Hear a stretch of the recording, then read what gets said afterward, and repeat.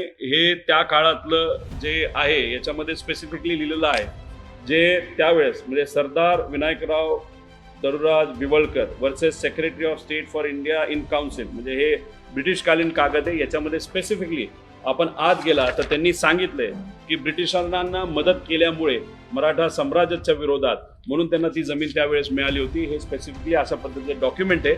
आज ते राजकारणात आहे का अब्जपती आहेत का करोडपती आहेत का कुणी असलं तरी त्यांनी कुठंतरी त्या काळामध्ये त्या परिवाराने मराठा साम्राज्य आणि त्याच्याचबरोबर या देशाच्या विरोधात ब्रिटिशरला मदत केली आणि त्यांचे हे वंशज आहे. आणि त्या खोलात न जाता टेक्निकली सुद्धा बघितलं तर बिवळकर परिवाराचा या जमिनीवर कुठेही हक्क नाही. कारण याच्यावर फक्त कोणाचा हक्क असेल तर महाराष्ट्र शासन आणि गरिबाचा सामान्य लोकांचा हक्क आहे.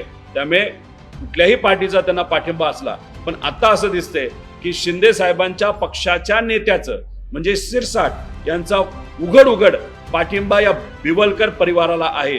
म्हणूनच शिरसाटांवर आज कारवाई केली गेली पाहिजे.